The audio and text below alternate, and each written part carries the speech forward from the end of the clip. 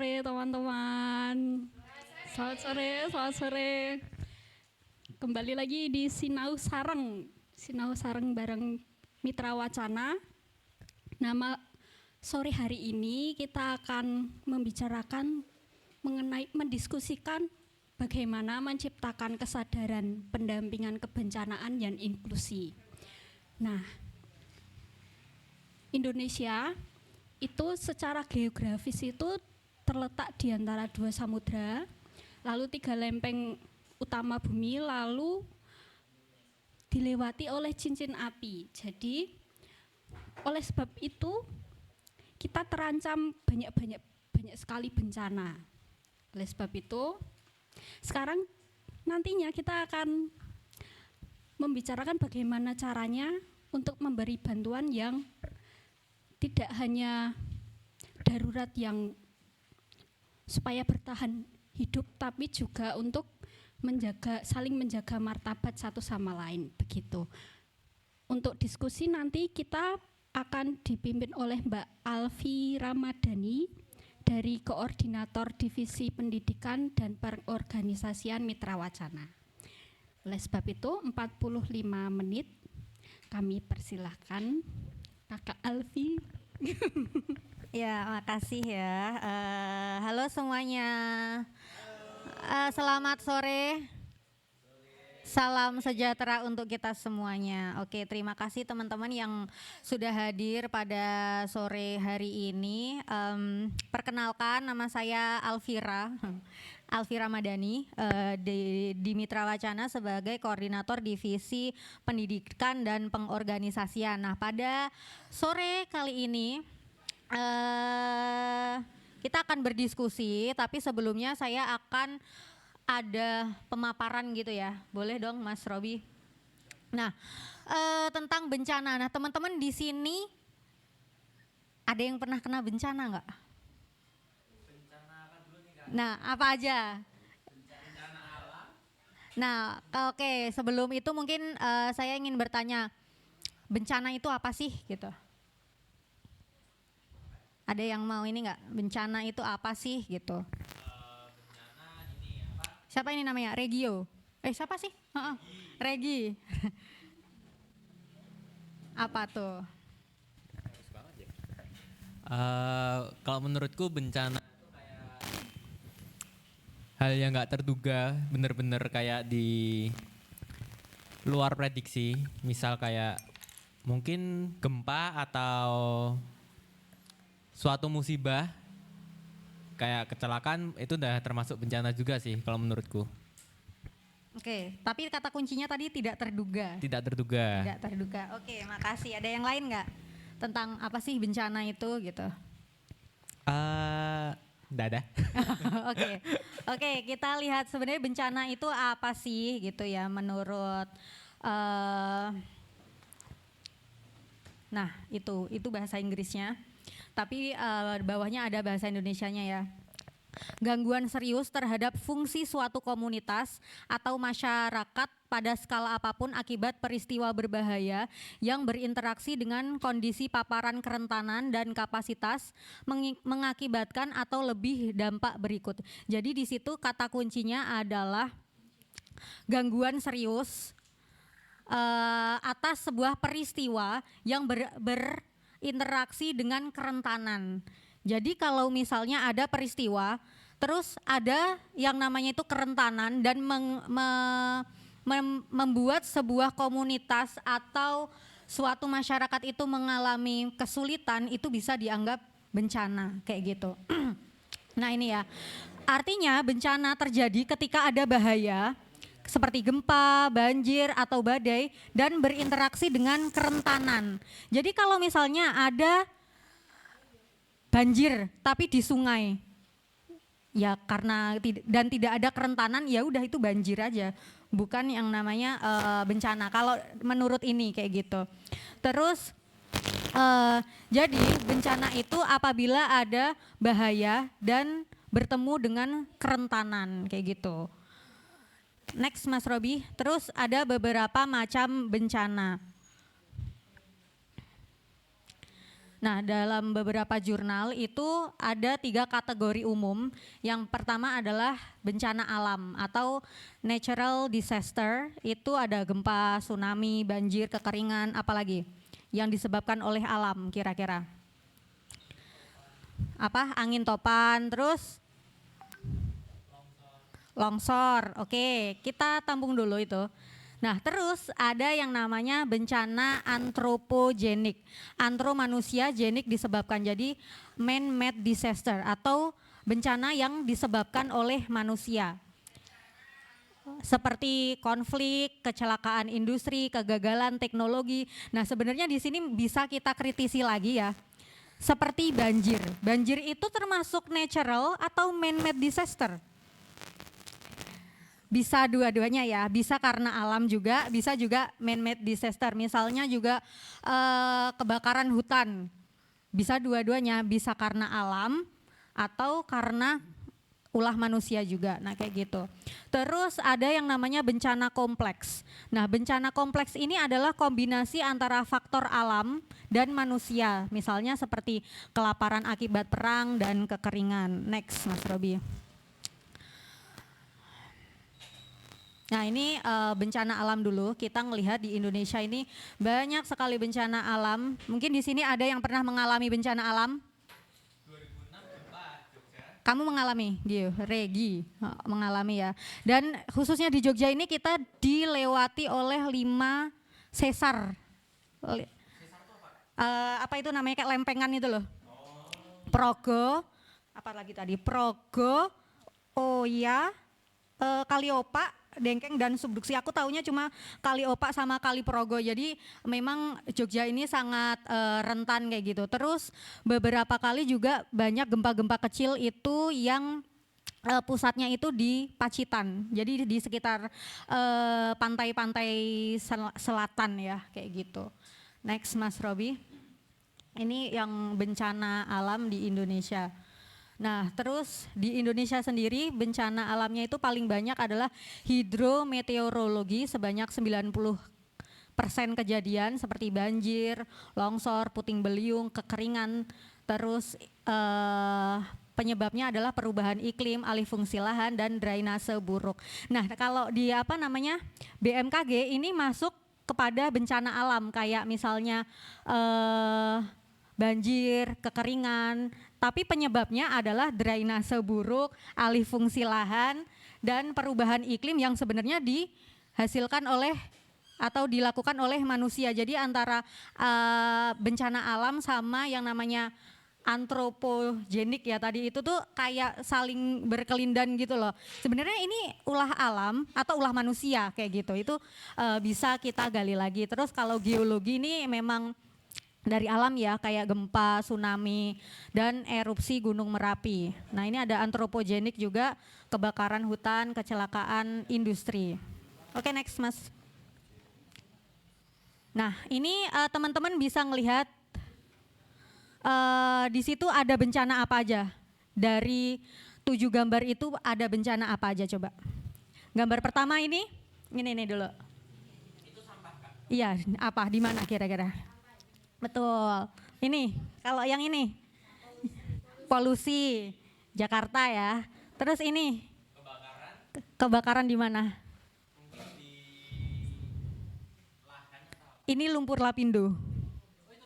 Bukan, itu kebakaran ini apa namanya?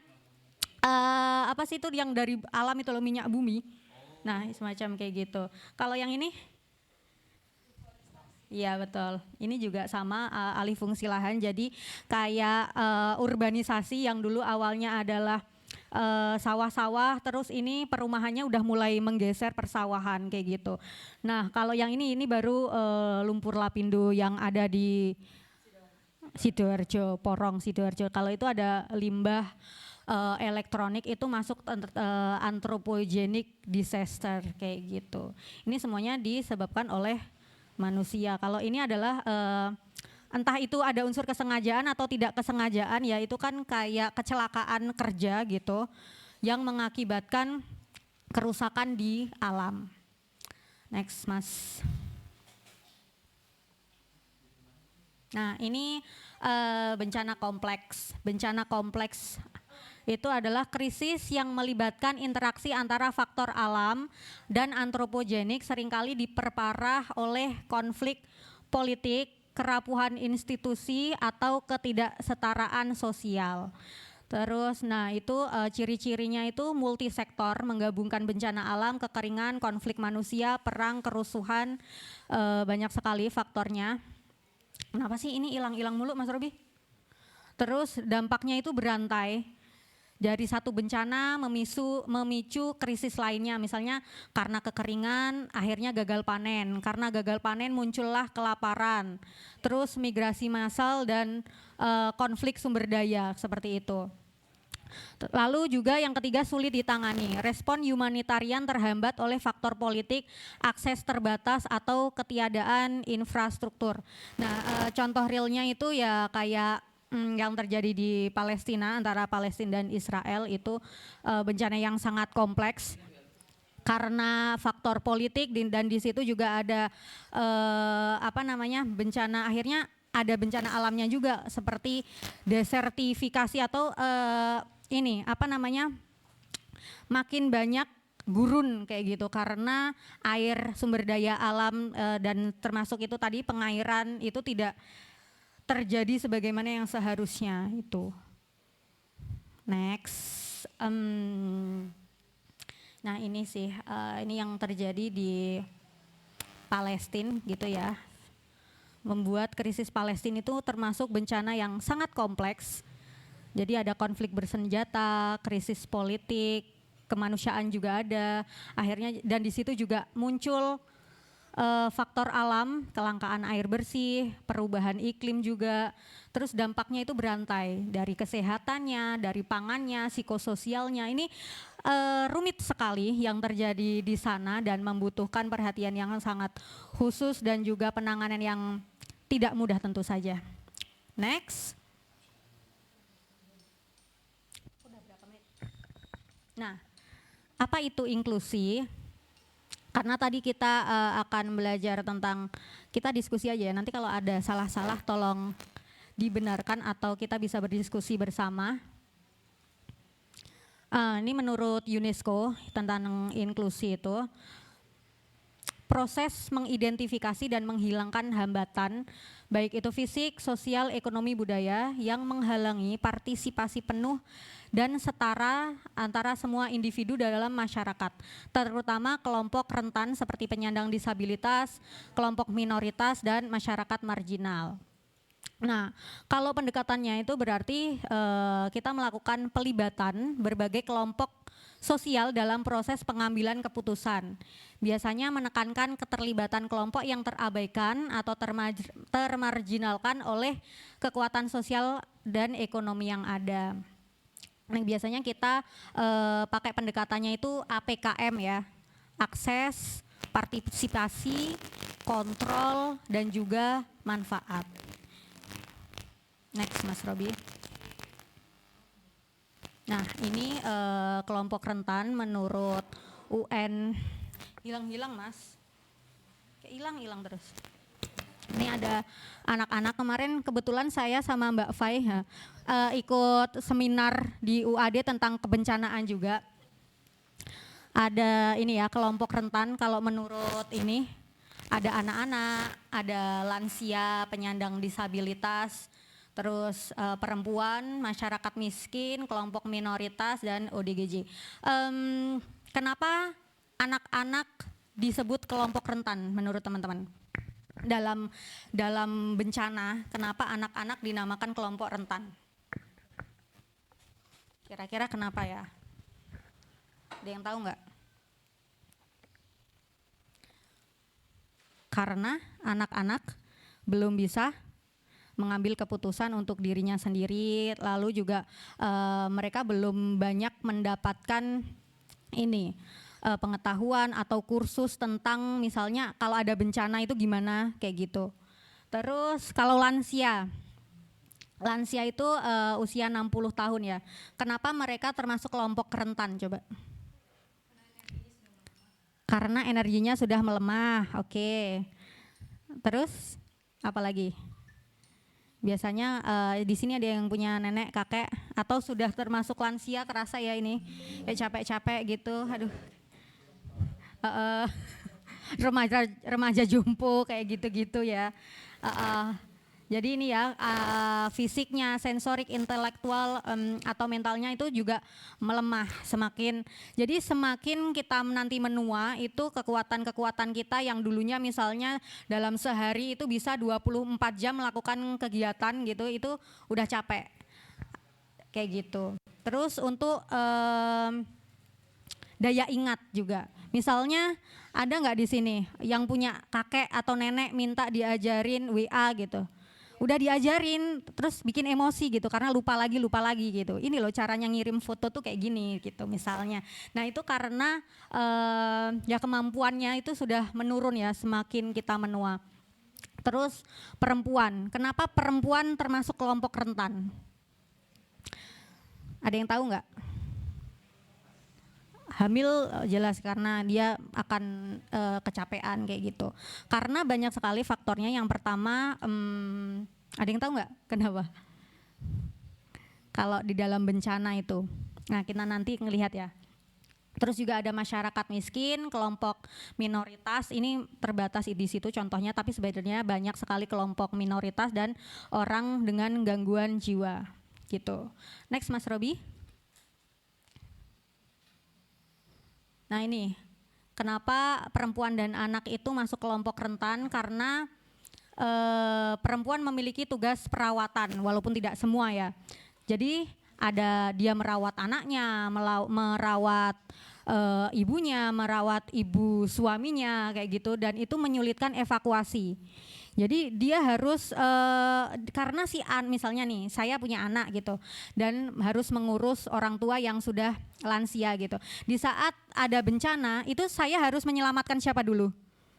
Kan bingung ya. Nah kayak gitu. Itulah kenapa perempuan itu menjadi kelompok yang rentan di saat bencana karena biasanya yang banyak di rumah dalam perawatan itu adalah perempuan.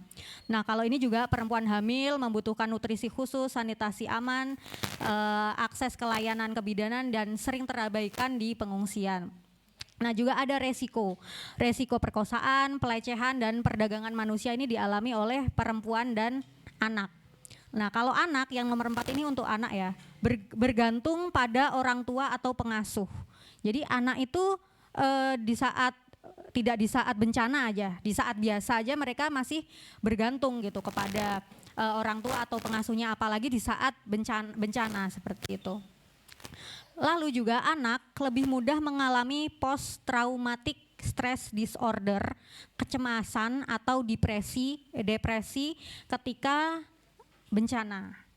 Terus juga anak rentan penyakit seperti diare, ispa dan malaria. Itu adalah kerentanan, ini masih beberapa ya, mungkin ada lagi, masih banyak kerentanan yang dialami oleh perempuan dan anak pada saat bencana kayak gitu.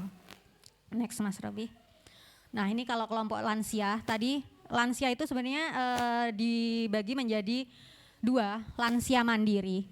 Lansia mandiri ini dia masih kemana-mana bisa sendiri gitu. Sebut saja ada dulu mantan Dewan Pengurus Mitra Wacana itu sudah 62 tahun, tapi dia masih bisa mendaki gunung, renang, ya ke air terjun, masih nyetir mobil, nyetir motor kayak gitu-gitu. Usianya 62. Itu lansia mandiri ya, jadi bisalah kemana-mana sendiri mengakses, naik lift ke lantai 9, ke lantai 10 itu masih bisa. Kalau lansia semi mandiri itu ya masih butuh pertolongan orang di sekitarnya atau orang terdekatnya semacam itu. Nah juga ada lansia tirah baring atau lansia yang memang bed rest. Jadi ini lebih membutuhkan perawatan khusus semacam itu. Nah ini lebih rentan lagi lansia. Gitu ya, karena yang pertama dari segi kekuatan mereka sudah menurun, dari segi intelektual mungkin sudah menurun atau lupa atau demensia atau pikun dan sebagainya semacam itu. Itu kelompok lansia. Next Mas. Nah ini penyandang disabilitas. penyandang disabilitas itu bisa tunggal, ganda atau multi.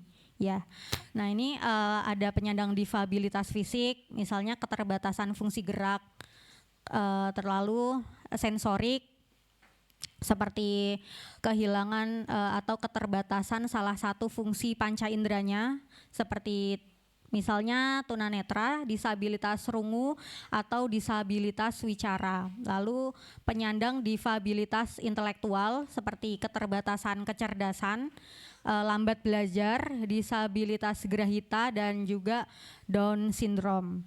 Dan juga ada penyandang disabilitas mental. Ada 2, yang psikososial misalnya skizofrenia, bipolar, dan juga gangguan kepribadian. Lalu disabilitas perkembangan yang memiliki kemampuan interaksi sosial, misalnya autis dan hiperaktif.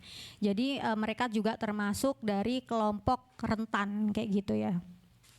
Dan ini bisa double atau ganda. Misalnya yang teman tuli itu biasanya juga sulit untuk berbicara kayak gitu, tapi tidak semua. Atau misalnya apalagi ya?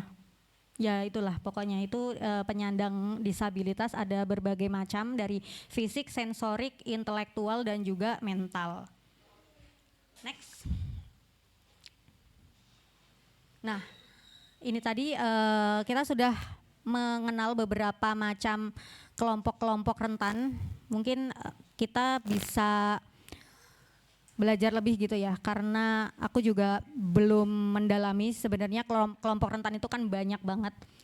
Tapi dalam penanganan bencana kita itu memakai pendekatan APKM. Ini biasanya digunakan di pembangunan masyarakat. Dalam pembangunan masyarakat ada yang namanya akses, partisipasi, kontrol, dan manfaat. Maksudnya akses itu apa? Jadi masyarakat dapat menjangkau sumber daya, informasi, layanan kebencanaan tanpa hambatan. Misalnya jalur evakuasi yang ramah kursi roda, tanda peringatan untuk tunanetra, dan aksesibilitas non fisik. Jadi kalau misalnya akses kayak jalan gitu kan itu fisik, terus kursi roda itu kan fisik. Nah, aksesibilitas non fisik itu ada yang tahu nggak maksudnya? Jadi misalnya mungkin Mbak Fai udah tahu ya. Kayak misalnya ada teman tunanetra gitu. Terus ada gempa. Biasanya gimana kita mau nolong? Pernah nggak? Atau dia mau nyebrang jalan aja, teman-teman pernah nggak kayak gitu? Cara manggilnya itu gimana? Kayak gitunya. Biasanya kita harus meminta izin dulu. Atau kalau kita bukan orang yang kenal, coba Mbak, kamu pura-puranya jadi teman netra. Tunanetra, berdiri aja berarti. Kamu ngapain duduk gini? Jadi kayak gini ya. Nah itu biasanya kalau mau dia mau nyebrang gitu, atau kita mau evakuasi gitu, itu jangan langsung diseret gini. Bingung kan ya, kira-kira kamu kaget nggak? Iyalah, apalagi orang kita aja yang bisa melihat aja kaget tiba-tiba diseret, apalagi teman-teman tunanetra. Jadi kita harus gini dulu, Mbak saya ini dari ini kayak gitu. Terus saya mau mengevakuasi soalnya ada gempa, semuanya harus evakuasi. Dan biasanya kita itu enggak gini tapi gini. Tangannya itu yang bahu tangan, karena kalau kayak gini tuh seakan-akan kalau ini perempuan, aku perempuan itu mungkin biasa, tapi kalau nanti lawan jenis atau gimana takutnya tuh kayak pelecehan gitu loh. Jadi pakainya punggung tangan, jadi gini kayak gitu. Itu salah satu contohnya. Terus kita harus ngasih tahu dulu, aku ini siapa, misalnya aku dari tim SAR gitu, Mbak kita mau mengevakuasi kayak gitu. Nah baru kalau kita diizinkan kita ngebawa kayak gitu, tapi cepet gitu ya, tapi jangan diseret kayak gitu kan kaget, misalnya seperti itu. Itu aksesibilitas non fisik. Terus ya kayak gitu. Jadi memang kita harus belajar yang namanya etika untuk teman-teman kelompok rentan semacam itu. Terus ini hilang. Oke, partisipasi jadi melibatkan kelompok rentan dalam perencanaan, pelaksanaan, evaluasi, nah semacam itu. Nanti kita lebih di slide selanjutnya.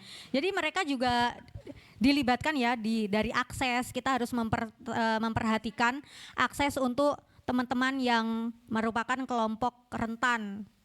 Kalau ada bencana gitu misalnya, di mana sih kita bisa mengakses bantuan? Biasanya kalau dari pengalamannya teman-teman yang gempa itu tuh paling banyak itu makanan sama baju, kayak gitu kan. Padahal perempuan butuh apa selain makanan dan baju? Butuh pembalut. Bayi butuh apa? Pampers, butuh popok, diapers, butuh apa itu? Ya banyak lah ya mainan semacam itu. Nah itu di mana mereka bisa mengaksesnya. Nah untuk mendapatkan akses ini maka partisipasi mereka itu penting gitu loh. Mereka bisa atau kelompok rentan itu bisa mengutarakan apa yang menjadi kebutuhan dan kepentingan mereka. Juga ada di kontrol, itu kewenangan dan otonomi pada kelompok rentan dalam mengambil keputusan dan manfaat. Memastikan semua kelompok termasuk kelompok rentan itu memperoleh manfaat yang setara dari program kebencanaan. Next. Nah ini ya, jadi apa yang bisa dilakukan difabel dalam penanggulangan bencana? Jawabannya banyak, asal yang pertama diterima keberadaannya secara setara dan non-diskriminasi. Jadi pengakuan akan hak asasi manusia dari difabel. Terus diberikan peran yang nyata dalam tata kelola penanggulangan bencana, diberikan ruang untuk berpartisipasi secara bermakna, didukung juga dengan aksesibilitas dan akomodasi yang layak. Jadi kemarin ada teman dari aku lupa namanya, pokoknya itu ada forum atau komunitas disabilitas yang ada di Magelang. Dia itu disabilitasnya itu di mata, jadi dia low vision pinhole, jadi melihat seperti di bolongan kunci. Jadi bolongan kunci, nah seperti itu dia. Itu bilang kalau misalnya dalam acara-acara tertentu atau perkumpulan diskusi itu kalau bisa kita meminta pendapat teman-teman disabilitas itu bisa langsung ditunjuk aja kayak gitu, karena kadang masih malu. Misalnya Mas Alven ada nggak misalnya gitu, misalnya Mas Alven itu teman dengan disabilitas itu langsung ditanya kayak gitu, Mas Alven kira-kira ada nggak yang mau disampaikan. Jadi seperti itu kata dia ya, gitu. Yang penyandang disabilitas langsung. Next Mas Robi. Nah ini kalau perempuan, kalau kita tadi membahas bencana itu jadi ada tiga, sebelum bencana, saat bencana, dan juga pasca bencana. Ini beberapa hal, contoh aja yang bisa dilakukan perempuan dalam penanggulangan bencana. Yang pertama adalah mengajarkan mitigasi bencana ke keluarga. Itu bisa dilakukan.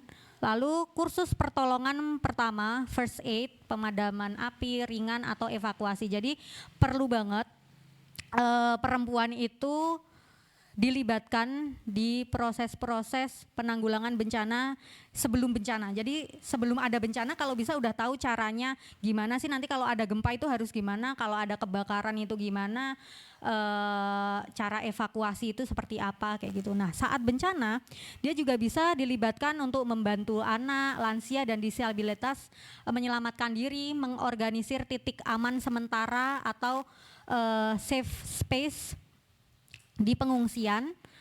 Ini contoh aja ya. Pasca bencananya juga bisa membentuk kelompok pemulihan psikososial. Jadi biasanya kalau ada bencana itu kan ada kerugian yang harus ditanggung ya, misalnya kehilangan keluarga, kehilangan rumah, harta, benda dan segala macamnya, itu mengakibatkan adanya masalah psikososial, mentalnya dan sebagainya. Itu bisa dilibatkan di situ. Lalu juga bisa memimpin usaha pemulihan ekonomi. Ini contohnya aja. Jadi pada saat gempa Aceh, tsunami, itu perempuan-perempuan di sana itu membangun koperasi ikan asin kayak gitu. Itu salah satu contohnya. Selanjutnya Mas Robi. Nah ini ya udah next. Nah ini peran lansia. Jadi saat sebelum bencana itu memberikan informasi historis tentang siklus bencana. Misalnya di daerah tertentu biasanya 10 tahun itu pasti ada banjir atau gunung meletus misalnya Merapi.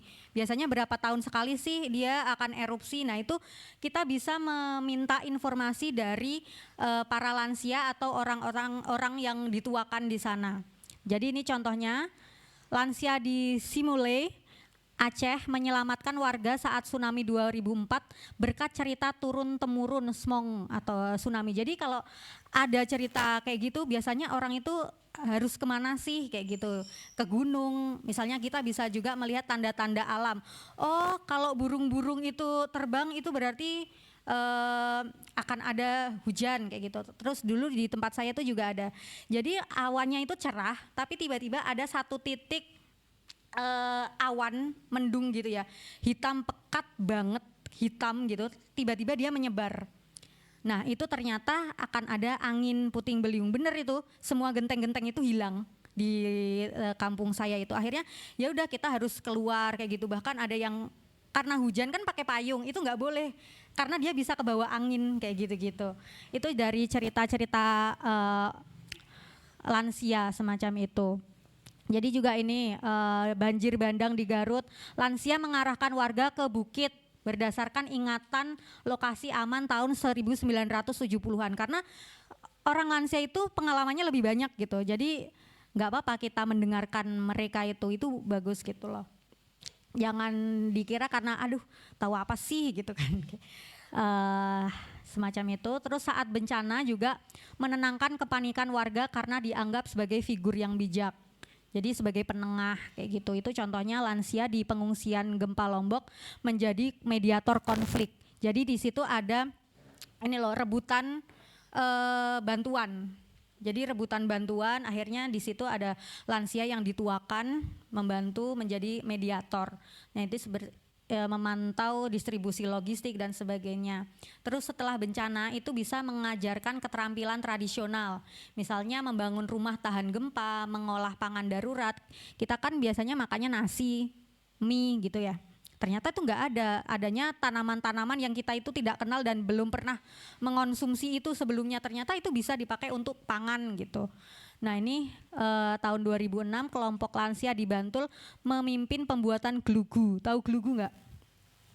Atap dari daun apa ya itu? Kelapa kalau nggak salah itu. Nextnya Mas Robi. Nah ini yang disabilitas belum. Nah ini penyandang disabilitas dalam penanggulangan bencana juga. Yang pertama kita bisa bersama mereka memberikan informasi historis tentang siklus bencana. Misalnya polanya itu, loh ini beda ya? Berarti udah ya? Kok sama? Oh ya udah berarti itu aja cukup. Oke gitu aja, terima kasih dari saya. Wassalamualaikum warahmatullahi wabarakatuh. Terima kasih Kak Alfi untuk insight diskusi materi-materinya keren sekali. Nah untuk teman-teman yang ada di sini silahkan jika ada yang mau bertanya-tanya. Mari.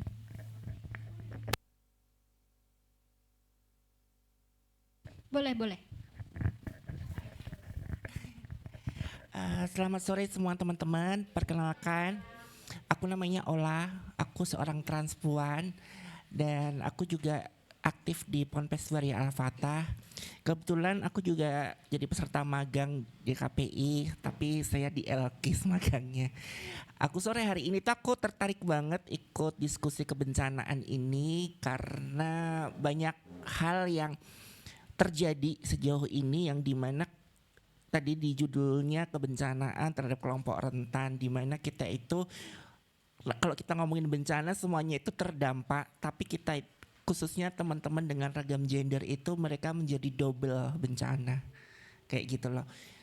Salah satu contoh adalah tidak hanya di gempa 2006, Gunung Merapi 2010, terakhir di COVID itu kan juga menjadi bencana juga, dan bahkan itu berjalan selama bertahun-tahun. Bahkan pemerintah menyediakan tempat untuk mengungsi bagi pasien-pasien yang terkena COVID, tapi justru itu menjadi tempat kita didiskriminasi di situ. Kadang kita lupa bahwa akses toilet itu menjadi masalah juga saat kita bencana. Di situ lagi-lagi kita dipermasalahkan dengan akses toilet. Padahal ya kita ini tidak minta dispesialkan, tapi kita juga minta dihargai sebagai manusia juga gitu loh. Kenapa masalah toilet aja dipermasalahkan di situ? Bahkan aku pernah ikut diskusi dengan Basarnas waktu itu.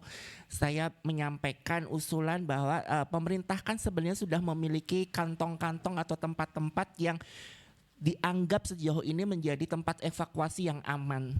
Dan kalau terjadi bencana misalkan di Gunung Merapi, ada beberapa titik di situ yang sudah mereka selalu pakai untuk titik kumpul para korban yang terdampak. Di situ pasti juga selalu udah ada fasilitas toilet. Saya menanyakan bagaimana pemerintah sejauh ini melakukan pemeliharaan terhadap tempat-tempat seperti itu. Jangan saat terjadi bencana mereka baru seolah kayak merapikan, terus baru merawat. Tapi kalau tidak ada bencana, seolah tempat itu tuh hanya sebagai toilet terlantar gitu aja, bahkan malah menjadi tempat yang tidak baik yang dimanfaatkan oleh oknum-oknum di situ. Mungkin ada vandalisme dan lain sebagainya.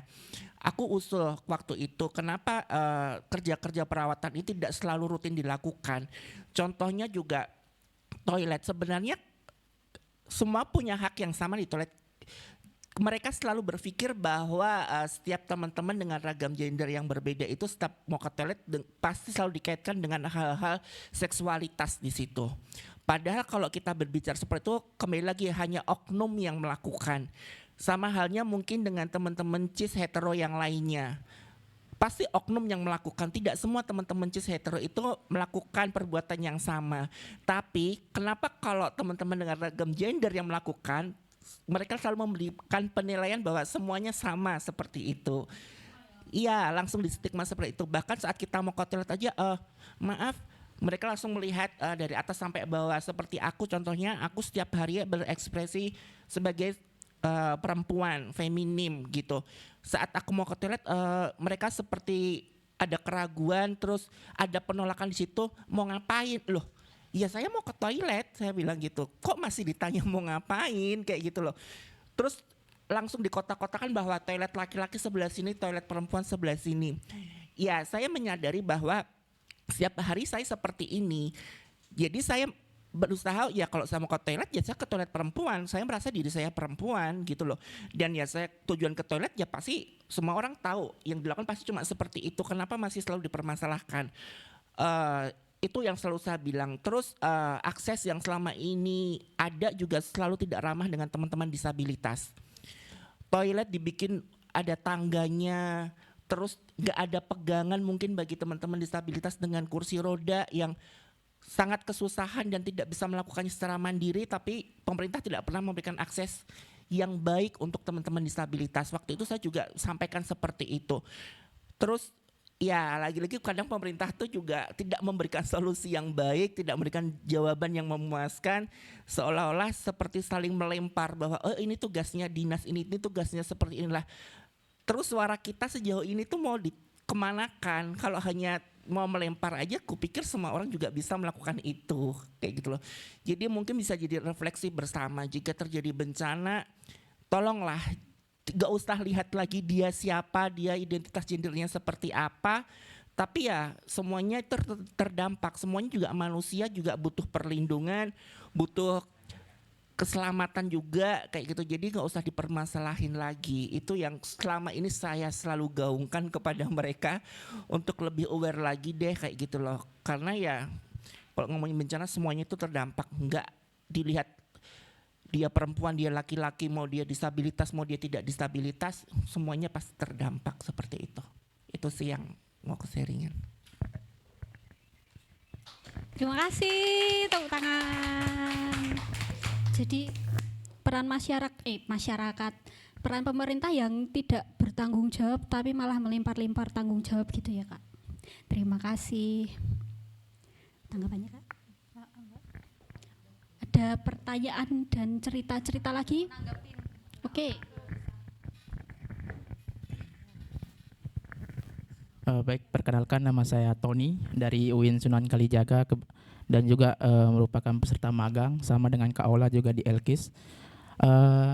Saya di sini ada pernyataan dan ada pertanyaan lah nanti kan terkait dengan kebencanaan yang dimana kan saya bisa dibilang itu sebagai salah satu orang yang pernah merasakan bencana dahsyat, salah satu itu gempa bumi, yaitu gempa Lombok tahun 2018 yang puncaknya itu 7,0 skala Richter dan itu traumanya itu sampai bertahun-tahun lah terkait dengan gempa tersebut. Nah, lembaga yang menaungi terkait dengan bencana ini adalah kan BMKG kan, Badan Meteorologi, Klimatologi dan Geofisika. Tapi terkadang itu BMKG itu memberikan prediksi-prediksi yang kadang menakutkan gitu terkait dengan informasi-informasi menakutkan terkait dengan bencana-bencana ini. Kemarin itu salah satu prediksinya itu terkait dengan pulau saya yaitu Pulau Lombok yang diprediksi bakal terjadi gempa bumi 8,0 skala Richter. Yang 7,0 skala Richter itu aja udah berdampak besar sekali terhadap pulau kita yang kecil gitu. Apalagi yang 8,0. Nah itu terkait dengan prediksi kan prediksi itu bisa terjadi bisa enggak. Tetapi prediksi yang menakutkan itu terkadang bisa membuat gaduh di masyarakat. Bahkan itu membuat kayak masyarakatnya itu ketakutan karena kan masyarakat berpikir pulau kita yang kecil ini kalau dilanda 8,0 itu pasti bakalan berantakan lah gitu kan. Pasti bakalan habis. Nah, lalu sekarang itu yang paling banyak memegang yang namanya teknologi itu kan paling Gen Z sama Gen Alpha lah gitu kan. Nah, tapi Gen Z sama Gen Alpha ini terkadang tidak bisa mencerna informasi-informasi tersebut dan bahkan langsung disebarkan tanpa mencari tahu mencari tahu lebih dulu lah, terus di-sharing ke orang tuanya dan orang tuanya itu merasa kayak takut atau gimana gitu kalau misal gempa ini bakalan terjadi gitu. Nah, yang menjadi pertanyaan saya itu terkait dengan sejauh mana sih informasi itu bisa membuat masyarakat itu atau pertanyaan simpelnya itu bagaimana sih cara kita menanggapi terkait informasi-informasi tersebut. Kadang di satu sisi juga bisa bersifat positif karena itu bisa diprediksi, tapi di satu sisi juga bisa bersifat negatif karena membuat kegaduhan di tengah masyarakat. Mungkin itu terkait dengan pertanyaan saya. Baik, terima kasih Mas. Jadi pertanyaannya adalah intinya cara bagaimana menanggapi informasi-informasi BMKG yang terkesan menakutkan gitu ya Mas ya. Baik, silahkan Keke. Sebetulnya saya juga tidak tahu Mas. Oh, enggak. Jadi apa tadi untuk prediksi-prediksi yang menakutkan tadi itu ya. Sebenarnya nggak cuma BMKG yang seharusnya berperan di dalam bencana, ada BN kemarin itu BPBD kayak gitu-gitu. Mungkin Mas Poyeng itu sering jadi relawan kalau ada informasi kayak gitu gimana?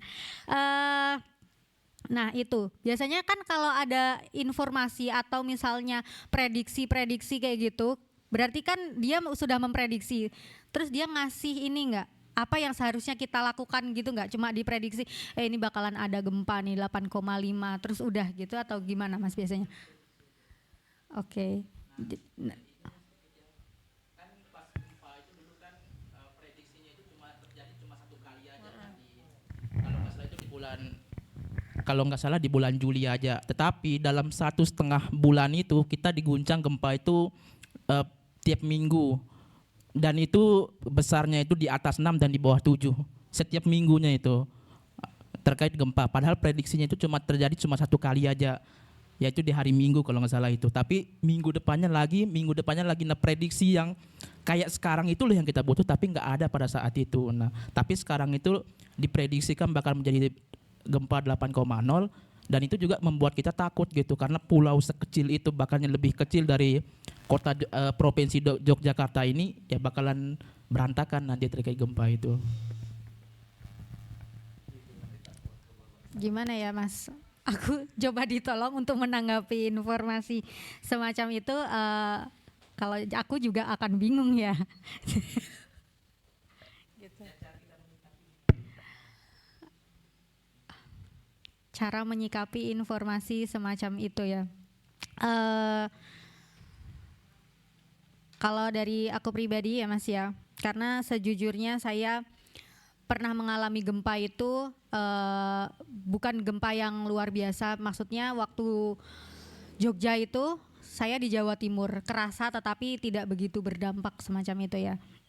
Dan memang untuk informasi atau prediksi itu merupakan hal-hal yang sangat sensitif, apalagi untuk teman-teman atau yang pernah mengalami gempa sebelumnya gitu.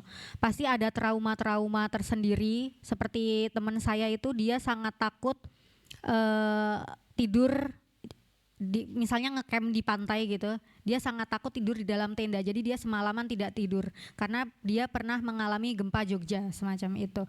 Nah, kalau misalnya ada informasi semacam itu, memang seharusnya harus dilengkapi juga ya dengan cara penanggulangan atau evakuasinya. Misalnya udah ada prediksi, ini akan ada gempa. Terus apa yang harus dilakukan kayak gitu? Misalnya sudah ada cara evakuasi, misalnya gempa ini terjadi, apa yang akan dilakukan oleh teman-teman yang ada di lokasi tersebut? Apakah harus pergi ke pelabuhan atau harus pergi kemana, atau harus ada bangunan, atau misalnya tidak ada bangunan yang dinilai aman, itu harus seperti apa? Itu kan harus ada toh. Tidak hanya prediksi-prediksi saja, dan kalau misalnya terjadi ya udah kayak gitu. Kalau menurut saya itu Mas, perlu adanya informasi yang lengkap sekaligus cara penanggulangannya itu seperti apa juga harus dikasih tahu kayak gitu. Karena kalau misalnya cuma di prediksi yang menakutkan, apalagi kalau pulaunya kecil 8 koma itu kan bisa-bisa hilang nggak sih Mas pulaunya itu loh kayak gitu.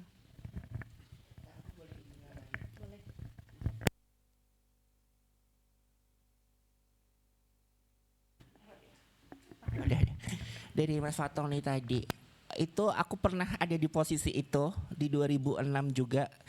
Itu kejadian juga aku pulang kerja jam 5, aku baru pulang kerja, aku tidur dan gempa itu kan jam 6 pagi ya. Dalam 1 jam tidur itu benar-benar membuat aku trauma juga waktu itu. Terus bagaimana akhirnya aku sekarang bisa lebih gampang untuk menyikapi hal itu, pemberitaan dari BMKG atau apapun. Aku berusaha untuk tetap tenang, dan kita udah tahu mitigasi apa sih yang sekiranya bisa kita lakukan untuk menyelamatkan diri kita sendiri. Terlebih seperti itu dulu. Kita mengenali situasi tempat tinggal kita, apakah itu rawan untuk gedung-gedung atau bangunan itu roboh atau tidak, seperti itu. Karena 2006 itu juga benar-benar membuat trauma hebat sampai sebenarnya sampai sekarang pun aku tuh masih takut untuk kos yang dapat kamar tingkat. Aku masih kayak ada kekhawatiran dan ketidaknyamanan, tapi itu sudah tidak semenakutkan di zaman dulu yang aku rasain gitu. Itu terus sekarang pun juga aku berusaha kalau tidur pakai baju tidur. Kadang kan dulu kalau tidur ya kadang kita cuma pakai daster pendek yang tanpa lengan kayak gitu. Nah, aku nggak mau terjadi gempa yang aku alami dulu dengan kondisi aku yang nggak siap untuk mengevakuasi diriku sendiri. Terus juga kayak surat-surat penting juga udah aku sendiriin di satu tas. Kalaupun terjadi hal yang kita tidak inginkan dan di luar kendali kita tinggal ambil itu dan kita bisa lebih gampang itu. Terus aku nggak mau juga gampang termakan berita-berita yang nggak jelas asal usulnya dari mana. Terakhir juga kalau kita tahu dalam beberapa hari terakhir sering banget pemberitaan bahwa akan ada tsunami di pantai selatan seperti itu, yang dimana itu megatrust waktu itu, ya kan, itu pemberitaannya kan juga sangat kencang. Ya kita ke-trigger pasti takut, tapi kembali lagi akhirnya aku berusaha untuk sepositif thinking mungkin. Ya udahlah, aku kembaliin ke Tuhan, kalau emang udah saatnya aku nggak ada, oke, kayak gitu loh. Tapi aku nggak mau menjadikan itu menjadi sebuah beban, karena kalau aku hanya terpaku dengan berita-berita yang seperti itu, yang ada akan merugikan diriku sendiri kayak gitu loh. Ya setiap orang pasti nggak mau mengalami bencana, tapi ya mau nggak mau pasti itu akan terjadi entah kapan, apalagi dengan geografis Jogja yang dia di posisi tengah, diapit beberapa gunung sebenarnya, terus pantai Samudra Hindia, di mana waktu dulu Gunung Kelut aja waktu erupsi abunya sampai Jogja. Kalau teman-teman yang tinggal di Jogja pasti tahu. Iya, itu menyelimuti Jogja sampai perekonomian semua aktivitas lumpuh saat itu. Ditambah Gunung Merapi. Belum lagi mungkin kalau teman-teman belajar sejarah Jawa, di mana prediksi kalau Gunung Slamet itu meledak, Jawa terbelah jadi dua di tengah-tengah. Kalau kita hanya gampang kemakan berita-berita seperti itu, ya kita nggak tahu ya itu benar atau tidak. Tapi kalau kita hanya merasa ketakutan terus, ya itu pikir hanya akan merugikan diri kita sendiri sih. Aku kayak gitu loh. Itu aja. Terima kasih Kak Ola. Oke, yang selanjutnya teman-teman yang lain. Dari Zoom. Teman-teman dari Zoom, apakah ada pertanyaan?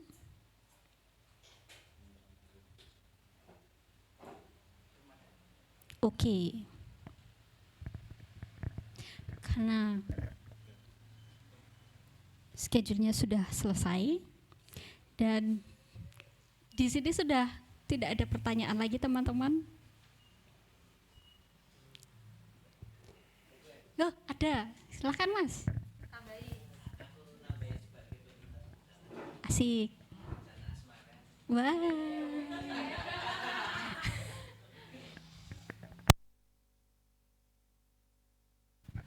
Ya menarik nggak soal bencana, tetapi ada satu hal mungkin poin yang mau saya sampaikan begini.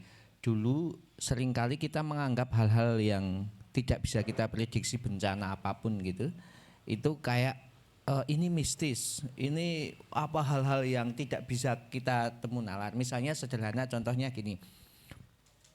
Gerhana matahari tahu? Wah, dulu kalau orang di tempat kami itu melihat gerhana matahari itu ada pertarungan naga A, naga B gitu. Kemudian ketika melihat itu terus orang hamil harus mandi dengan apa namanya yang buat nanak nasi dan sikap-sikapnya lebih ke situ.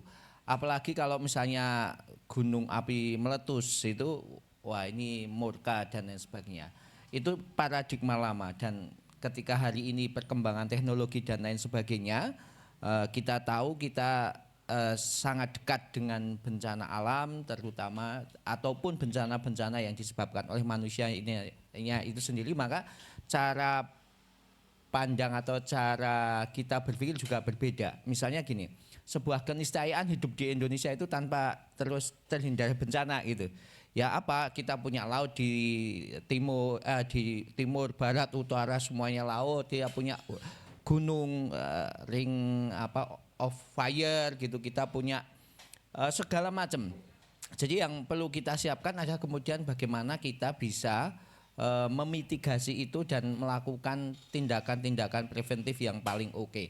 Misalnya sudah tahu nih gitu kan bahwa kita di lingkungan bencana tiba-tiba membangun gedung yang tinggi kemudian tidak ada mitigasinya bahwa ini gedung oke. Ya itu ya udah paling cocok ternyata ketika di daerah kita itu ya bikin rumah-rumah kayu aja. Yang ketika terjadi bencana ya paling eat gitu. Ya makanya sampai hari ini tuh saya tidak membangun gedung ya. Ya jadi alasannya bukan apa-apa, ini mitigasi bencana saja. Ya kemudian tadi persis betul disampaikan oleh Kak Ola dari hal yang kecil. Kalau kita di daerah bencana ya bagaimana kita menyiapkan diri kita untuk siap. Misalnya menyelamatkan jiwa dulu. Jangan kemudian ada bencana yang diselamatkan misalnya HP atau hal yang lain gitu-gitu ya. Diri kita dulu baru barang-barang apa yang paling penting di lingkungan kita dan lain sebagainya. Itu saya pikir pengetahuan-pengetahuan itu perlu kita siapkan. Jadi poinnya adalah menggeser gitu ketika terjadi bencana paradigma jangan ini mistis gitu, mitologi dan lain sebagainya, yang realistis dan apa yang bisa kita lakukan untuk menjawab hal-hal ketika terjadi bencana. Dan yang paling penting adalah seringkali bencana itu sebabkan oleh manusia sendirinya. Minimal kita tidak berpartisipasi ya dalam gitu menambah bencana-bencana yang akan datang. Misalnya ya tentunya jangan ikut nambang gitu kan, walaupun dapat lisensi dari pemerintah gitu ya, jangan ikut nambang, jangan ikut merusak bumi yang kita cintai gitu. Membuang sampah ya dengan bijak gitu kan, dan lain sebagainya. Itu saja yang perlu saya sampaikan. Terima kasih.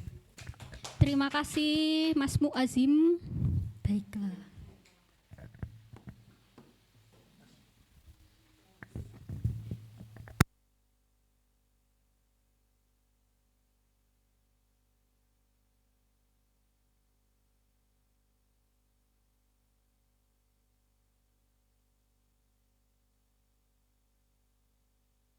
Oke, terima kasih teman-teman.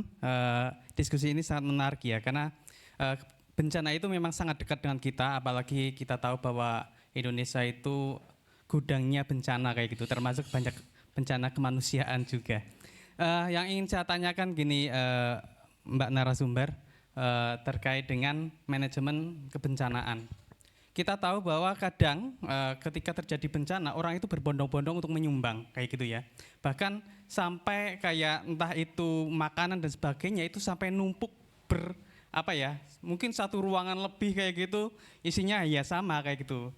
Padahal yang dibutuhkan sama si korban itu ya kadang seperti tadi yang disampaikan, mungkin kayak kalau perempuan itu kayak pembalut, mungkin untuk anak-anak diapers dan sebagainya. Tapi yang paling banyak yang dikirim adalah makanan kayak gitu, mie instan kayak gitu. Bahkan Mas Boyeng dulu pernah menyampaikan bahwa dia jadi relawan, dia bisa tidur dengan mie instan yang begitu banyaknya. Nah ini kan terkait dengan manajemen pengelolaan bantuan bencana ini kan menjadi sangat penting ya. Nah pertanyaannya adalah bagaimana sih koordinasi agar kayak bantuan kebencanaan ini ya sesuai dengan kebutuhan di korban kayak gitu. Terus yang kedua, ketika terjadi bencana itu kan pasti terjadi kayak listrik mati lah dan sebagainya. Bahkan mungkin kasihnya susah dan sebagainya. Nah itu bagaimana pola komunikasi yang efektif agar ya terkait dengan kondisi real di lapangan itu ya tersampaikan dengan orang-orang yang memang menggalang donasi dan sebagainya. Itu sih, terima kasih.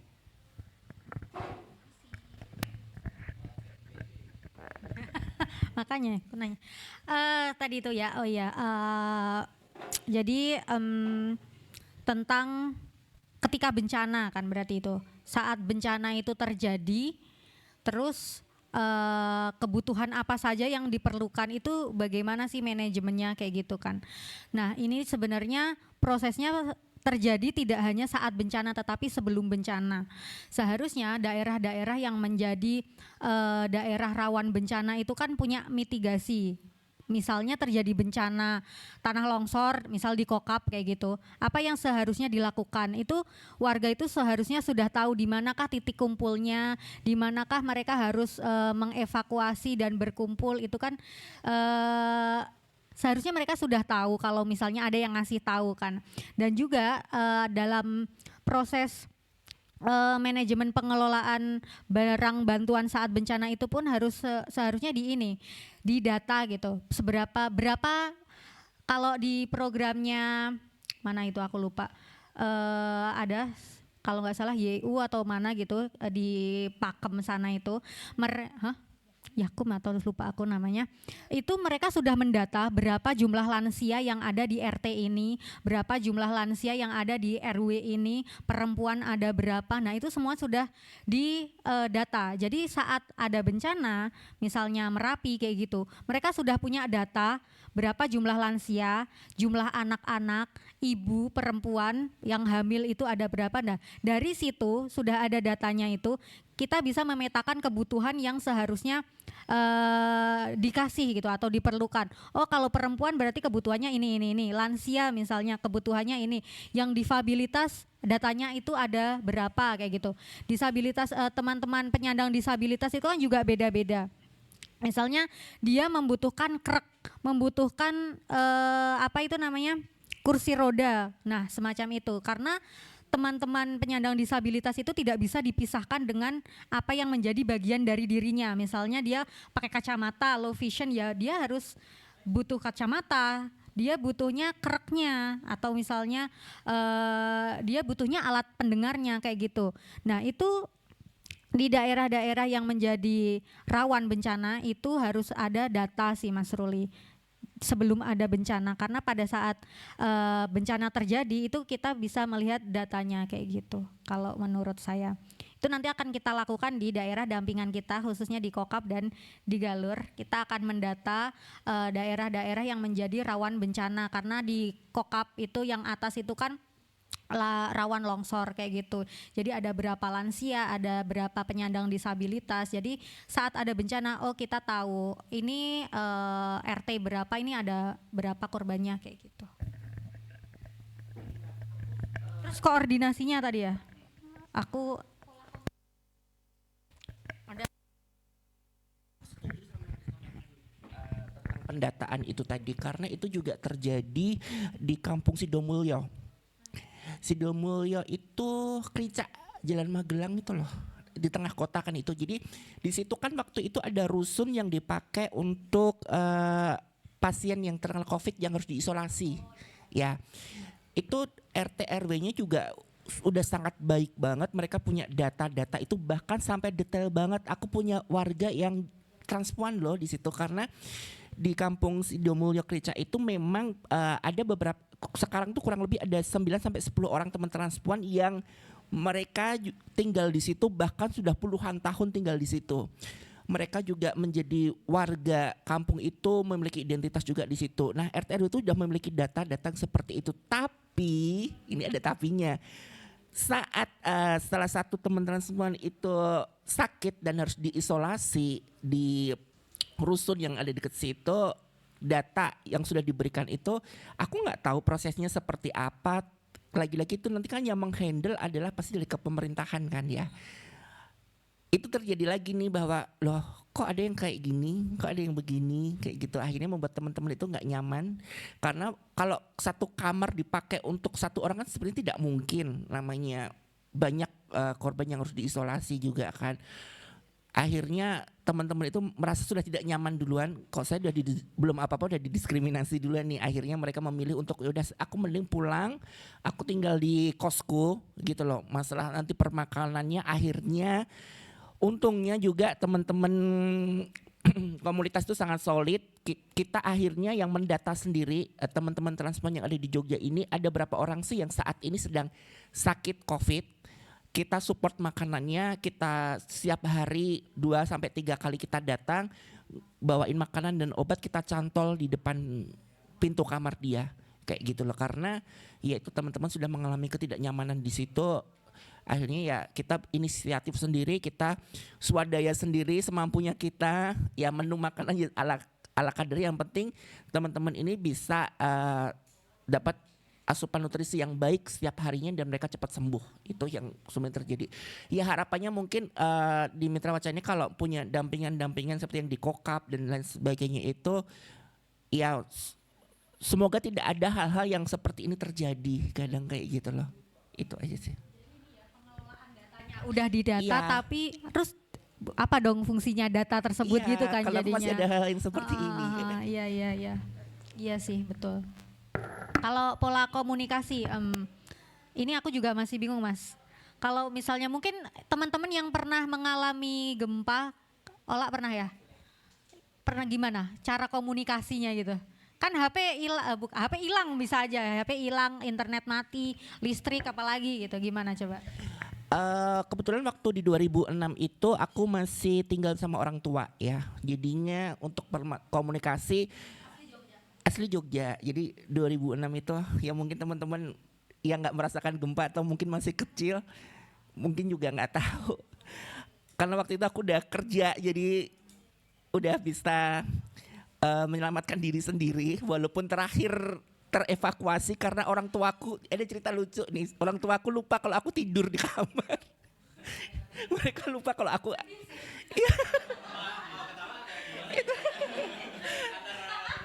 Saat itu aku merasa bahwa kok orang tua aku gini banget ya. Tapi sekarang itu udah menjadi bahan yang lucu bagi aku gitu loh. Jadi memang kadang kan aku kalau kerja orang tua aku masih tidur, aku baru pulang, udah aku masuk kamar. Nah mungkin namanya orang panik, aku juga nggak bisa menyalahkan beliau-beliau kalau beliau-beliau udah nggak ada juga. Mungkin saat itu kakakku barusan melahirkan punya anak kecil, jadi yang harus diselamatkan dulu adalah si bayi, kayak gitu loh. Jadi kakakku begitu habis melahirkan terus nyelamatin kakakku dan bawa bayinya kayak itu, dan mereka lupa. Akhirnya ibu, kebetulan belakang rumahku itu kan ada lapangan gitu kan, warga udah pada kumpul di situ. Terus ibuku baru ingat, loh kalau anakku ketinggalan satu nih masih di dalam. Baru aku tidur. Dan memang ya kalau gempa itu kan kita tidak bisa buka kunci itu secara refleks. Jadi aku betul bangun mau buka kunci itu selalu meleset dan aku jatuh berkali-kali, terus baru kebuka. Ayahku datang ke ruang tamu, kebetulan di rumahku tuh ada kayak gini, tiang kayak gini di rumah. Aku ditarik ayahku, udah nih jatuh, kita berdua jatuh, kena ini, udah jatuh. Tapi ya udah kita penting lari. Dah akhirnya kita bangun lari, terus udah gitu udah panik, ya udah sinyal udah hilang semua. Dan saat itu satu-satunya cara kita untuk tetap memantau situasi yang terjadi hanya dari radio. Dari radio waktu itu, hanya siapa yang punya radio udah kita bawa ke lapangan dan kita cari gelombangnya dari beberapa radio yang berbeda-beda untuk selalu mengupdate informasi waktu itu. Karena saat gempa 2006 itu begitu semua listrik mati, sinyal hilang, hujan deras waktu itu. Sampai tengah malam dengan intensitas curah hujan itu sangat tinggi banget, bahkan di daerahku pakai angin hujan. Jadi udah dibayangin betapa mencekamnya saat itu. Kita mau masuk ke rumah nggak berani karena gempa susulan itu masih selalu terjadi waktu itu. Akhirnya inisiatif kan warga itu pada bikin tenda di belakang rumahku itu, udah tidur ya udah seadanya, seala kadarnya kayak gitu. Itu ya komunikasi hanya memantau dari radio-radio aja. Karena kan ya listrik gak bisa, terus radionya pun yang pakai batu baterai waktu itu. Karena kan ya kita gak bisa colok listrik kan, itu yang aku masih ingat sampai sekarang itu. Ya aku mau nambahin juga, tadi lupa menyampaikan bahwa dalam kondisi bencana itu menurut data itu sebenarnya keselamatan diri kita itu paling banyak itu tergantung dari diri kita sendiri. Jadi kayak ada relawan atau siapapun itu tuh hanya berperan 1% saja.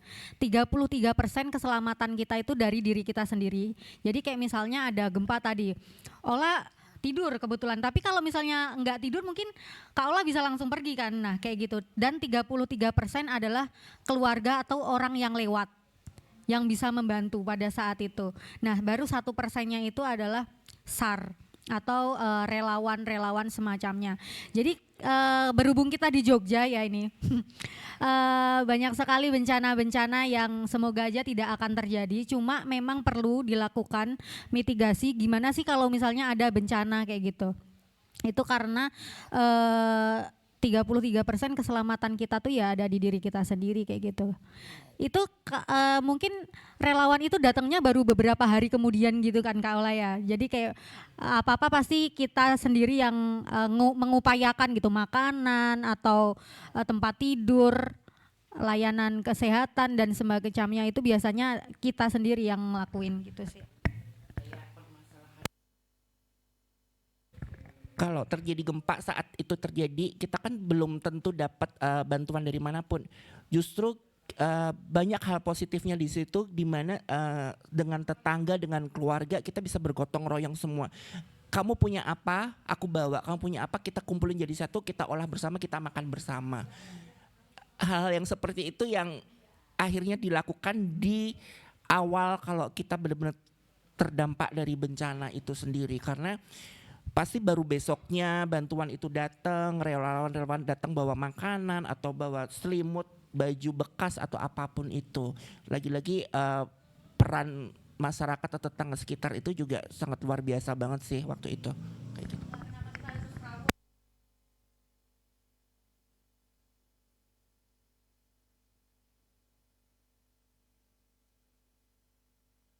Terima kasih Kak Ola.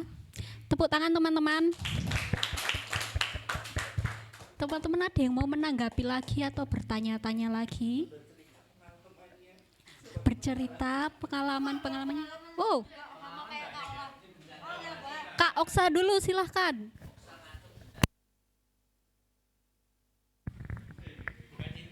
Enggak.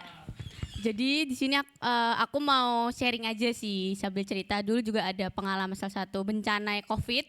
Aku ngambil dari COVID itu dulu pertama kali ada yang kena COVID itu tetanggaku. Itu di daerah SMP 15. Nah, orang-orang tuh rata-rata yang tahu COVID itu kan pasti ketakutan ya dengan hal itu. Bener-bener orang tuh nggak mau ada yang lewat. Terus orang yang kena COVID pertama kali itu dia jualan, punya jualan sembako gitu. Dan itu nggak ada yang beli sama sekali sampai orang itu udah meninggal. Terus habis itu kan pasti dibersihin ya. Dan itu jualan lagi dan itu sama sekali nggak ada yang beli sampai sekarang. Itu benar-benar kasihan dan itu merembetnya sampai ke tetangga lainnya dan sampai rumahku pun juga kena COVID sekeluarga gitu loh.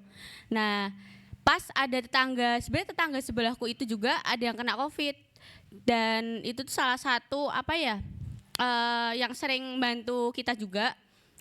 Delalah di situ tuh aku lihat tetangga-tetangga situ juga beberapa ada yang ngasih makanan, bantu kayak gitu. Cuman yang aku ambil poin dari sini tuh, kenapa ya orang-orang tuh kalau misal ada yang kena bencana, entah bencana penyakit atau apapun itu, pasti orang-orang tuh masih memilih-milih dan membanding-bandingkan. Kayak takut ketularan dan lain sebagainya kayak gitu. Toh juga kalau misalnya kita ketularan juga entah sembuh atau enggak kan itu urusannya sama Tuhan ya kayak gitu ya. Tapi kenapa kok orang-orang bisa berpikir bahwa ada rasa ketakutan dan menjauhi hal orang-orang tersebut gitu. Terima kasih. Itu aja sih. Ini sharing kan? Terima kasih sharingnya ya. Oke. Tapi nggak apa-apa sih. Ya, waktu pertama itu ya, memang itu kan semenakutkan itu ya. Orang itu kayak jadi diibaratkan kayak zombie gitu, jangan mendekat, jangan apa, nah kayak gitu-gitu loh. Terus untuk bantuan dan segala macamnya itu memang dalam saat bencana apapun itu tuh pasti ada kekeosan gitu kan. Entah itu di saat bencananya atau distribusi makanan dan bantuan itu tuh ada aja kesalahan-kesalahan, ada aja hal-hal yang kurang kayak gitu. Cuma mungkin apa yang dialami siapa namanya Oksa dan teman atau tetangganya tadi itu adalah karena ketidaktahuan bahwa COVID itu nggak menularkan menularnya itu bagaimana. Waktu itu kan kita belum tahu ya sama sekali tentang COVID kayak gitu, cara penularannya gimana, terus belum ada obatnya, belum ada vaksinnya juga. Jadi ada stigma-stigma yang muncul, wah ini orang kena COVID nih, pasti semua apapun yang berkaitan dengan dia ini harusnya tidak disentuh. Nah kayak gitu, padahal penularannya itu melalui droplet, tidak melalui misalnya sembako itu kan nggak langsung dimakan kan, sembako kan harus dimasak dulu kan, semacam itu. Ya itu menurut saya sih karena ketidaktahuan ya, ketidaktahuan itu ngelit kita kepada sesuatu yang tidak seharusnya kayak gitu. Gitu sih, di tempat kamu kena semua berarti kemarin.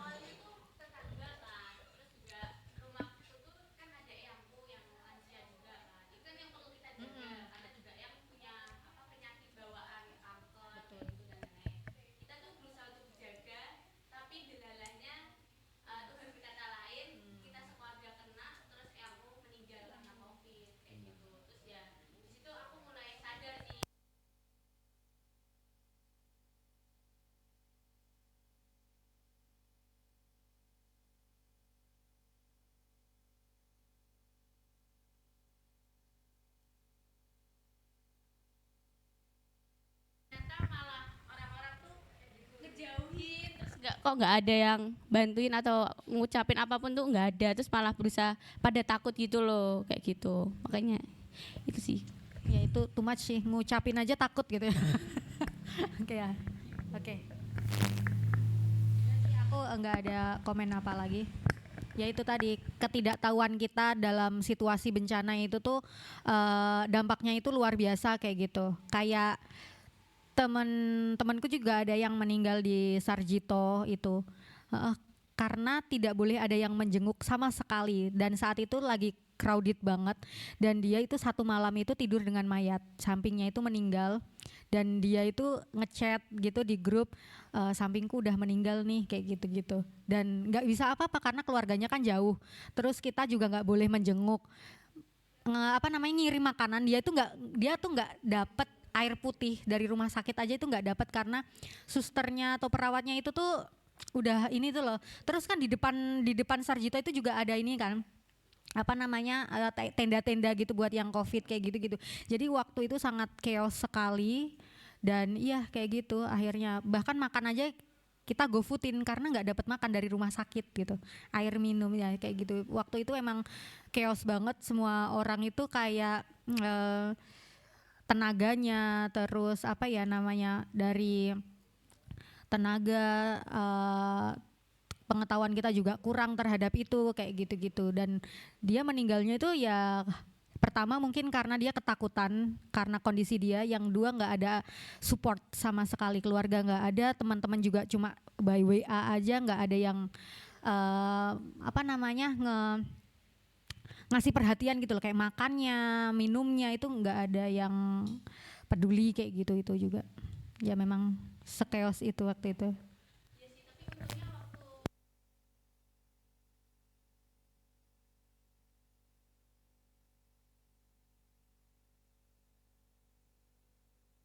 Tuh, sepatu itu.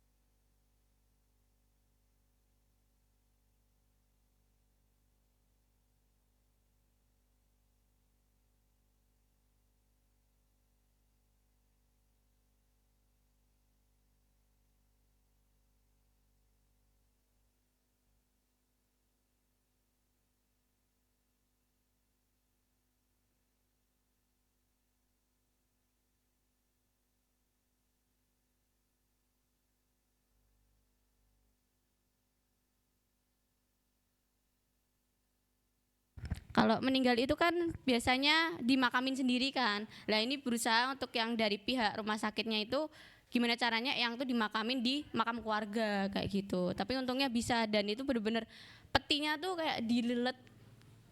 Iya, terus di double kayak gitu, dan cara kita berdoa pun jaraknya jarak agak jauh gitu, dan dimakaminnya iya bener-bener kayak disemprot ini nih, tapi pulangnya pada kena COVID semua. Gitu. Nah itu semuanya. Jadi nggak bisa disalahin. Sebenarnya bingung. Saya kan di situ imunnya pada turun semua kan karena sedih, imunnya diserang akhirnya gitu. Saya juga kena COVID deh. Makin lama. Gitu. Cerita aja sih, sharing aja. Terima kasih sharingnya Kak Uksa. Ada yang mau menambahkan lagi teman-teman? Oh silahkan. Mas Ulul.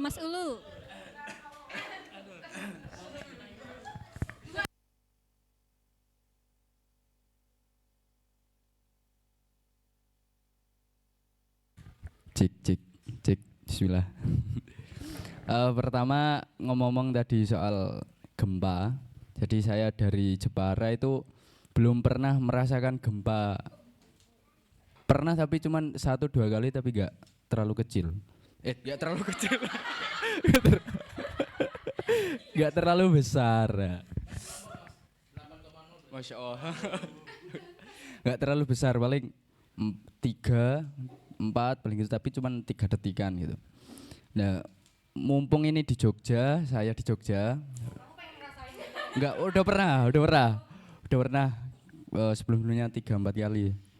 Namun di Jogja, terus juga saya di Krapyak, di pondok, dan pondoknya itu bukan pondok yang anak-anak dewasa, tapi anak-anak SD. Di anak SD bangunannya 3 lantai. Nah itu mungkin Kak Ola atau teman-teman yang lain yang warga Jogja yang pernah merasakan gempa yang cukup besar bisa memberi tips lah mungkin. Nanti ketika bagaimana ada gempa yang tiba-tiba bagaimana nanti saya dan teman-teman saya nanti mengamankan anak-anak ini karena lumayan banyak, sekitar 80 anak lebih. Jadi kalau di lantai 3 takutnya nanti pada lompat langsung ke lantai 1 bahaya. Nah nanti mungkin itu yang saya tanyakan, jadi nanti bisa saya sharingkan ke teman-teman pengurus yang lain. Terima kasih. Baik, pertanyaannya jadi tips bagaimana mengevakuasi teman-teman pondok gitu ya. Silakan Kakak. Iya, sebenarnya langkah mitigasi itu seharusnya dilakukan dimanapun ya, di sekolahan, di tempat bekerja, kantor, atau di kampus itu, karena tadi 33% yang menyelamatkan kita adalah diri kita sendiri. Itu menurut saya tuh harus banget Mas di Pondok Krapia, apalagi 3 lantai kan. Nah itu kayak mitigasi bencana apabila ada gempa misalnya atau banjir. Yang paling sering kan Jogja gempa ya. Nah itu gimana? Ada jalur-jalur evakuasi. Terus yang pertama kali dilakukan itu apa? Berlindung di bawah meja, atau ya kalau nggak salah di bawah meja yang paling deket kan kayak gitu. Terus misalnya gempanya itu udah selesai, itu kita lari sambil pegang kepala kayak gitu. Jadi kayak pergi, nah itu jangan pakai lift, Krapia nggak ada lift kan. Jadi harus lewat tangga kayak gitu. Terus nanti juga cari rute, jadi pengurus pondok cari rute yang paling aman, kira-kira kalau ada gempa itu mereka lewatnya mana kayak gitu. Tangganya itu yang paling aman lewat tangga yang mana, jangan yang terlalu curam. Terus kayak gitu, terus ada titik kumpulnya. Titik kumpulnya itu di mana? Nah, kayak gitu. Itu yang paling sederhana sih. Yang pertama kayak gitu, harus mengamankan diri dulu, jangan berada di bawah tiang kalau bisa, kayak gitu-gitu. Jadi di bawah meja kayak berlindung gitu loh. Takutnya kan ini roboh terus, nah masih ada meja nih kayak gitu. Dan itu buat sih Mas. Soalnya di kampus-kampus besar kayaknya udah ada deh. Ya kayak UAD, UIN kayak gitu tuh ada, itu mahasiswa loh. Apalagi anak-anak kecil gitu, itu bisa banget dibuat. Karena kemarin pas isu Megatrust. Isu Megatrust itu kan itu kan pernah ada gempa tapi nggak terlalu besar itu kan. Nah itu agak panik juga, dan anak-anak itu langsung, ya namanya anak-anak kan, langsung berhamburan kayak semut ya. Lari kayak gitu. Jadi untuk mengantisipasi hal yang demikian, untuk selanjutnya ya mungkin solusi tips tadi cukup bermanfaat, nanti mungkin bisa saya sharingkan ke teman-teman yang lain. Terima kasih.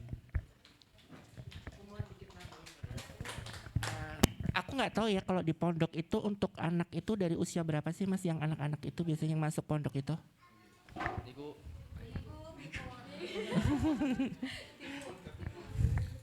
Iya, betul. Leo dari pondok kami itu yang Pondok Putra Anak Al-Fatimiyah niku itu dari mulai kelas 1 MI sampai kelas 6. Oh iya, kupikir dengan anak-anak usia segitu sudah perlu dan penting banget dikenalkan dengan pelatihan-pelatihan kayak gitu loh. Jadi mungkin dengan metode-metode disesuaikan dengan usia mereka. Mereka mungkin dengan gambar, bagaimana diajarin jalur-jalur evakuasi, dan minimal diperkenalkan dulu peta-peta lokasi di daerah situ, sehingga mereka tahu saat terjadi suatu bencana khususnya seperti mungkin gempa bumi. Kalau yang di lantai 3 ada jalur lewat sini, jadi mereka tahu, oh aku harus lari lewat sini. Mungkin bisa jadi bekerja sama dengan tim SAR atau Basarnas yang biasanya membantu teman-teman dalam kebencanaan, karena itu juga yang kita lakukan dulu. Kita minta tips dari mereka. Setuju banget kalau memang ada meja-meja besar seperti ini memang bisa dimanfaatkan untuk bersembunyi dulu. Karena begini, saat gempa itu terjadi, kalau kita lari, keseimbangan kita itu nggak stabil, pasti kita akan jatuh. Tapi ya kita tidak bisa menyalahkan itu, karena lagi-lagi kalau orang panik bawaannya pengen cepat-cepat menyelamatkan diri. Nah, terus mereka juga diperkenalkan, oh di area komplek kita ini yang sekiranya aman adalah di sini. Aman itu terhindar dari pepohonan tinggi, tiang-tiang listrik atau baliho-baliho besar serta bangunan-bangunan yang tingkat. Terus diupayakan mereka tidak boleh bersandar di tembok saat masih terjadi gempa, dan gempa yang susulan-susulan itu pasti akan selalu terjadi.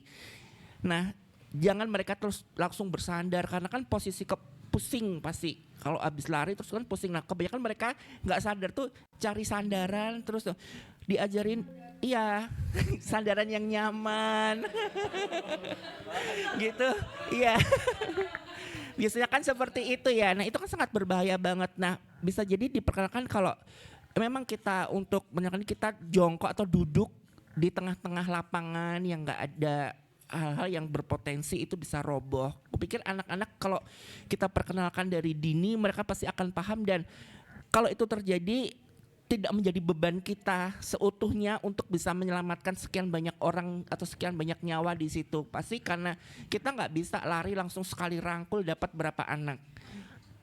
Iya, satu-satunya paling yang bisa kebawa paling satu yang bisa kita angkut. Selebihnya pasti kita akan berusaha untuk menyelamatkan diri kita sendiri dulu. Nah, jadi kalau mereka sudah paham tentang hal itu, sebisa mungkin harapannya adalah mereka bisa menyelamatkan diri mereka sendiri.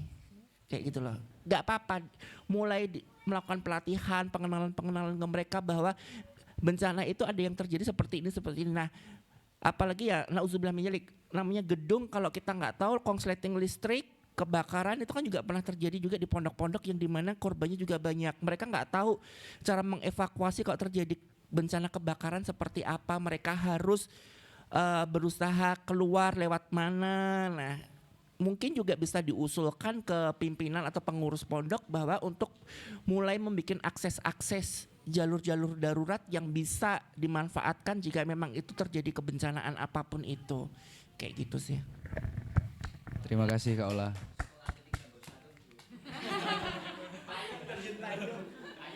Menarik. Lebih cepat. Terima kasih Kak Ola. Mas Ulul, sepertinya sudah semakin gelap dan akan maka kita tutup saja acara hari ini. Terima kasih untuk pembicaraan dan diskusi-diskusi hari ini teman-teman dan Mbak Alfi, dan semoga kita akan di masa depan wadajan. Semoga di masa depan ketika ada bencana kita dapat melakukan yang terbaik untuk memberi ruang aman kepada semua dan melibatkan semuanya untuk sama-sama selamat. Begitu. Amin. Sekian dan terima kasih.